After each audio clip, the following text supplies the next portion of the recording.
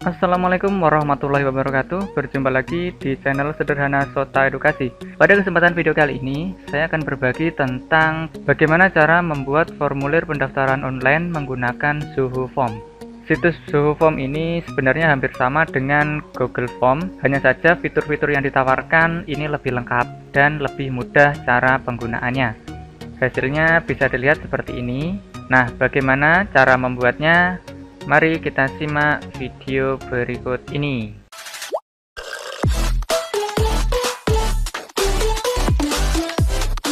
Baik, kita mulai dari mengetikkan dulu Zoho Form di sini. Zoho Form. Kemudian kita enter. Nah, sekarang kita sudah sampai di pencarian Google. Kemudian kita pilih yang www.zoho.com. Kita pilih yang ini, Form Builder Software. Kita klik. Nah, di sini kita sudah menuju pada Zoho Form. Untuk kalian yang belum mempunyai akun, silahkan kalian daftar dulu dengan mengisikan di sini ya. Sini nama, kemudian email, kemudian password, dan nomor handphone. Karena saya sudah pernah registrasi, saya tinggal login aja lewat sini ya. Kita next. Kemudian kita masukkan password.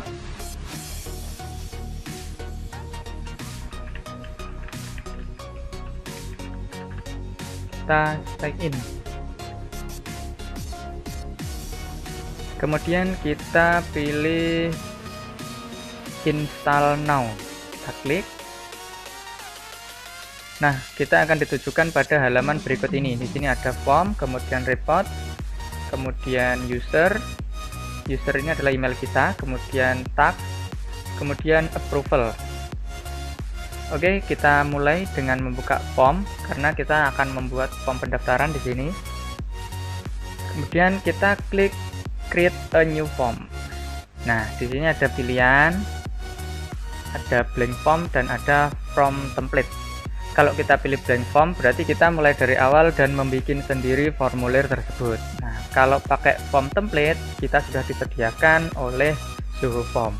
Nah, di sini ada berbagai template. Di sini ada tema bisnis, kemudian masih banyak lagi sampai bawah. Nah, ada non-profit juga, ada education. Karena di sini saya ingin menggunakan pendidikan, maka saya menggunakan education.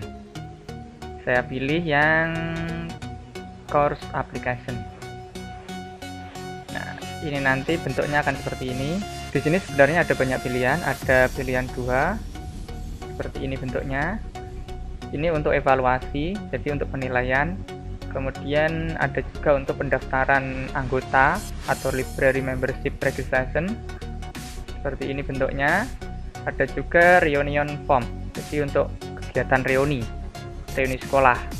Saya pilih yang course application. Kalau kita ingin menggunakan template ini, maka kita klik use this template di sini. Nah, setelah kita pilih templatenya, langkah selanjutnya yaitu kita edit sesuai dengan keinginan kita.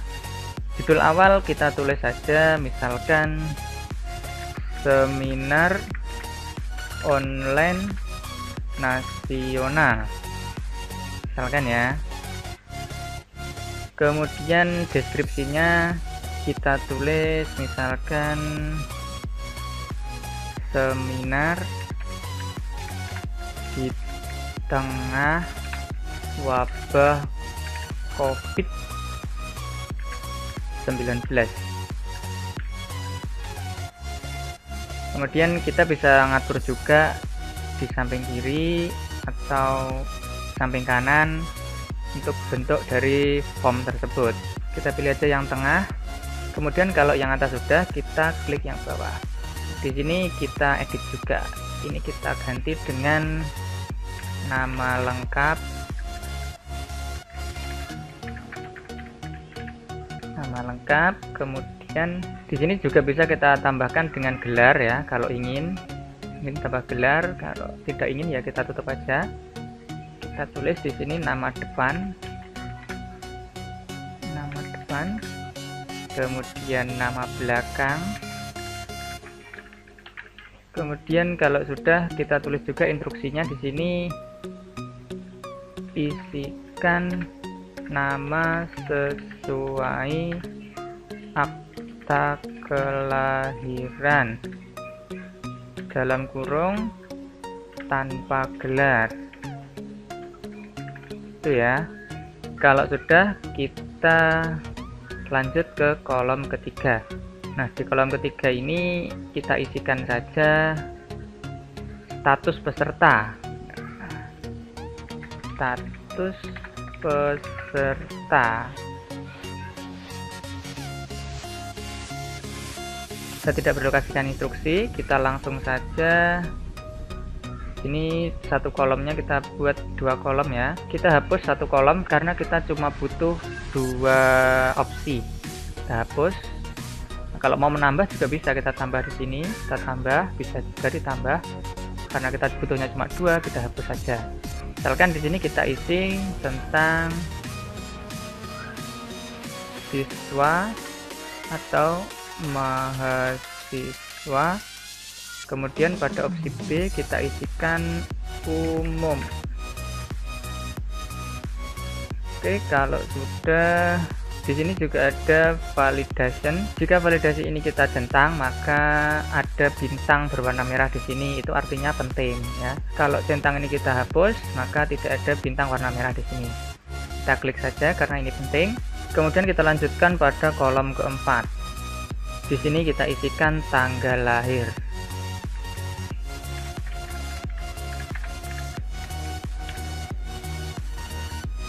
Nah, di sini juga bisa kita batasi pesertanya, itu bisa kita batasi dari umur minimal usia berapa atau minimal kelahiran tahun berapa, kemudian sampai maksimal kelahiran tahun berapa. Seperti itu ya. Karena di sini saya tidak ingin membatasi, jadi saya lanjutkan saja. Kita pilih di sini gender. Gender ini kita ganti jenis kelamin. Di sini kita buat saja 2 kolom memanjang. Male ini kita ganti dengan pria, kemudian female ini ganti dengan wanita. Kemudian kita lanjutkan saja. Nah, education ini kita ganti dengan pendidikan.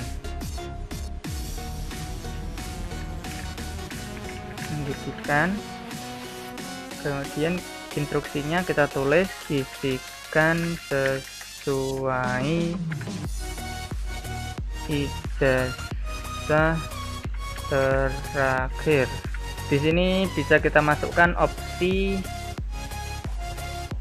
sekolahnya mulai dari misalkan SDMI, kemudian SMP MTS, kita bisa tambahkan juga, kemudian SMA atau MA, kemudian S1, S2, S3. Kalau sudah, kita lanjutkan ke kolom berikutnya, yaitu email. Kalau email tidak perlu kita rubah ya, jelas ini emailnya. Kemudian nomor HP ini juga jelas. Kemudian alamat, di sini kita ganti bahasa Indonesia, alamat. Kalau ini sudah selesai, maka kita bisa mengisikan tambahan-tambahan yang perlu kita butuhkan. Di sini sudah ada banyak opsi. Di sini ada single line, kemudian multi line, juga banyak lagi di sini ya.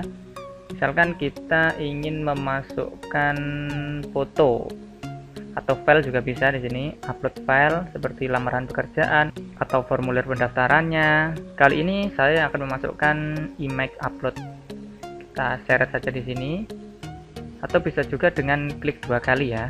Kemudian setelah upload foto, kita juga setting di sini ya. Kita tulis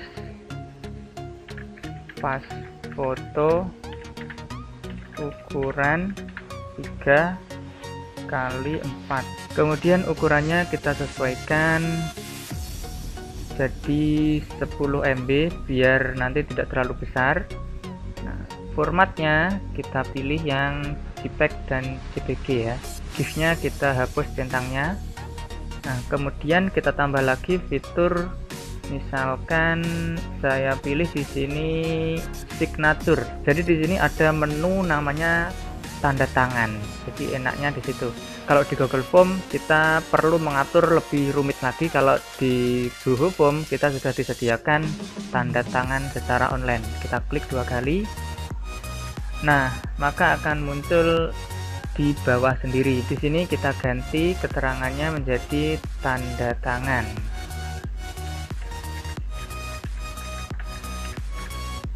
Kalau sudah, kita klik save. Oke, setelah kita save, kita coba lihat di home sini ya, di form. Nah, kalau di bagian sini sudah muncul, berarti formulir kita sudah jadi. Nah, langkah selanjutnya yaitu kita tinggal menge-share saja. Kita klik yang bagian sini, kita klik share. Nah, kemudian kita akan diberikan link. Linknya panjang sekali di sini.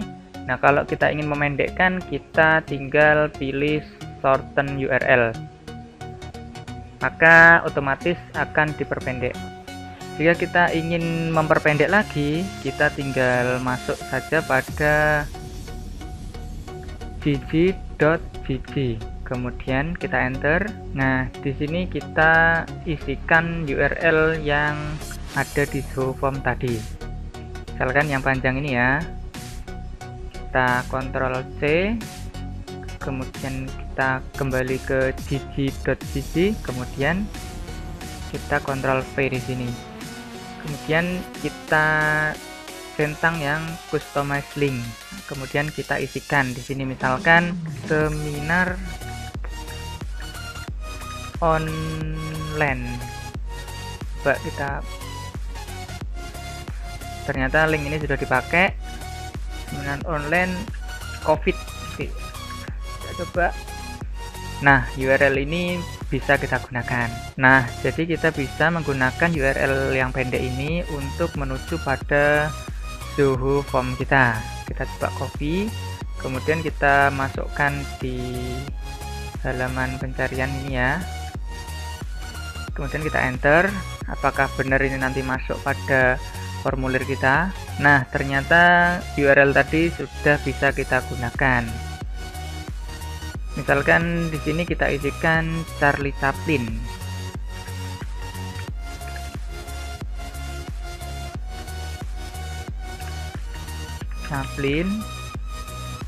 Kemudian status peserta umum, kemudian tanggal lahirnya kita sesuaikan saja.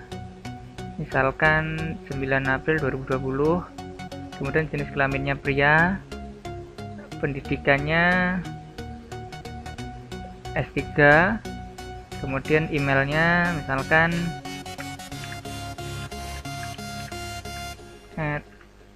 @gmail.com, kemudian nomor handphonenya 082888 Oke, kemudian alamatnya kita isikan di sini Jalan Kebenaran, kemudian kotanya Banjarmasin misalnya,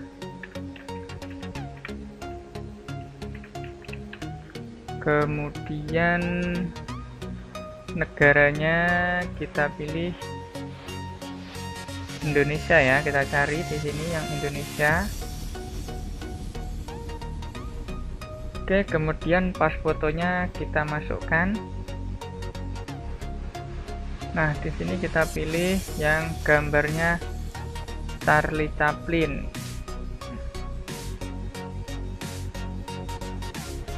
Ini gambarnya, kita pilih open.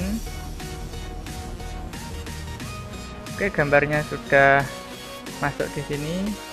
Kita isikan tanda tangan di sini. Setelah selesai, langsung kita klik submit.